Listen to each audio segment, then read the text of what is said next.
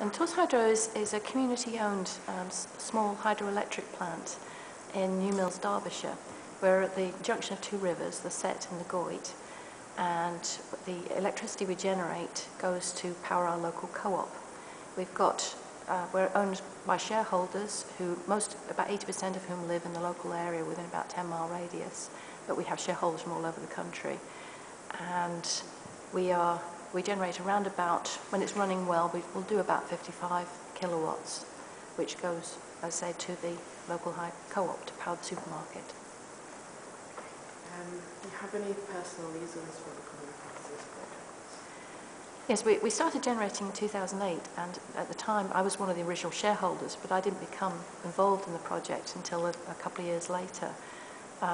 It's something that's always interested me.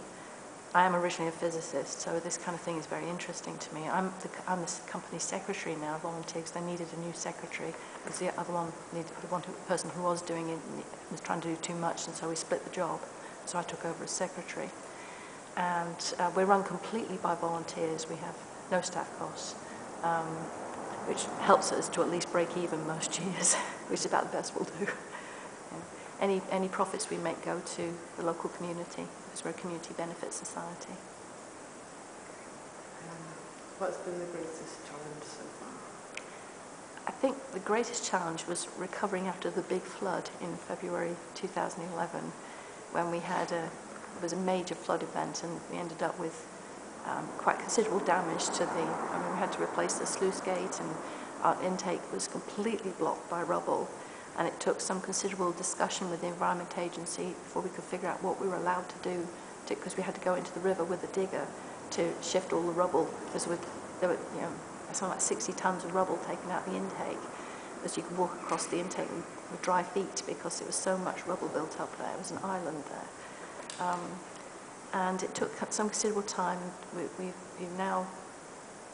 Hopefully we now have established procedures for clearing the intake, so when we had a similar but slightly smaller event recently, we were able to deal with it much more quickly, because now we know what we're allowed to do.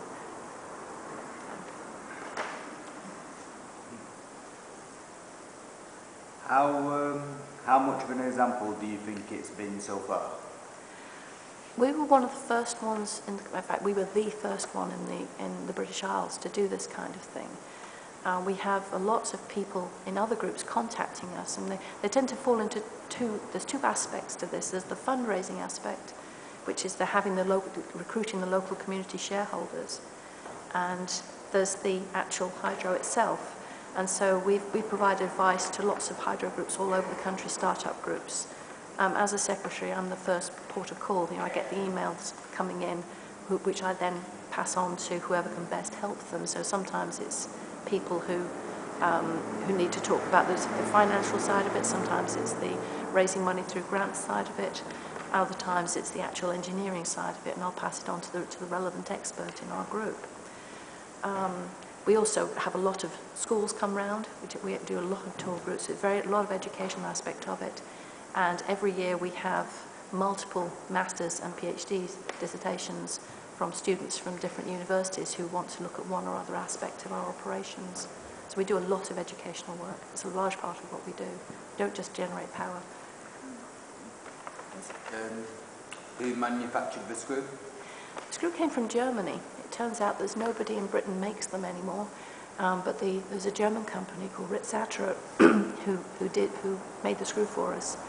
And it weighs, I think it's 9 tons if I remember correctly, and it was quite exciting having to get it onto our site, because if you've seen pictures of our site, you'll see that we're at the bottom of a deep gorge, and the only way we could get it was to have it lowered down off a bridge using a crane on a Sunday morning, and it was then moved onto the exact where it needed to be, the precise site, using the kind of techniques they used to build the pyramids. Lots of people and levers and rollers. It was exactly like building a pyramid. Some things never change. Sometimes you go with the classics.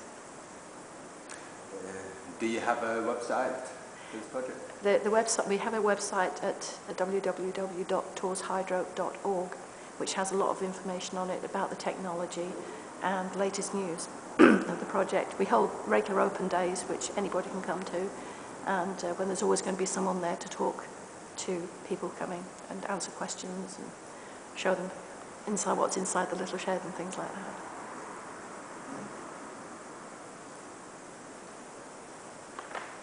Does the co-op buy the electricity you generate?